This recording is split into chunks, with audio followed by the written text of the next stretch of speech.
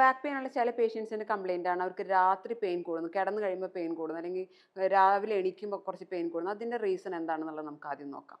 ഇത് വരുന്നത് നമ്മൾ രാത്രി യൂഷ്വലി രാവിലെ നമ്മൾ നടക്കുകയും കാര്യങ്ങളും ചെയ്യുമ്പോൾ മൂവ്മെൻറ്റ്സ് വരുമ്പോൾ പമ്പിങ് ആക്ഷൻ വന്ന് അവിടെ നമുക്ക് ഇൻഫ്ലമേറ്ററി മീഡിയേറ്റേഴ്സ് ഒന്നും സെറ്റിൽ ആവുന്നില്ല, അതിൽ മസിൽ സ്പാസം നിൽക്കുന്നില്ല. എന്നാൽ രാത്രി നമ്മൾ കിടന്നു കഴിഞ്ഞാൽ അവിടെ നമ്മുടെ ഇൻഫ്ലമേറ്ററി മീഡിയേറ്റേഴ്സ് അഴിഞ്ഞുകൂടുകയും അവിടെ നെർവ്സിനെ അത് ഇറിറ്റേറ്റ് ചെയ്യുകയും അതുകൊണ്ട് തന്നെ നമുക്ക് പെയിൻ ഉണ്ടാവാനുള്ള സാധ്യതയുണ്ട്. സെക്കൻഡ്, നമ്മൾ കിടക്കുമ്പോൾ ഉള്ള പോസ്റ്ററിൽ വരുന്ന വ്യത്യാസം കാരണം നടുവിലെ മസിൽസിൽ സ്ട്രെയിൻ വരികയും അത് കാരണം നമുക്ക് പെയിൻ വരികയും ചെയ്യും.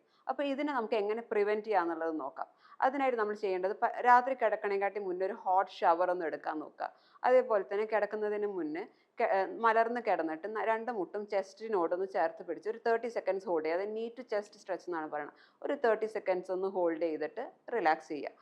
അതേപോലെ തന്നെ കിടക്കുമ്പോൾ അതിൻ്റെ ഒരു പ്രോപ്പർ പോസ്റ്റർ, നടുവിന് ഒരു അധികം സ്ട്രെയിൻ വരാത്ത പോസ്റ്ററിൽ കിടക്കുക. അതായത് മലർന്ന് കിടന്ന് രണ്ട് മുട്ടിൻ്റെ അടിയിൽ പില്ലോ വയ്ക്കുക, അല്ലെങ്കിൽ ചെരിഞ്ഞ് കിടക്കുന്നവരാണെങ്കിൽ രണ്ട് കാലിൻ്റെ ഇടയിൽ പില്ലോ വെച്ച് കിടക്കുക.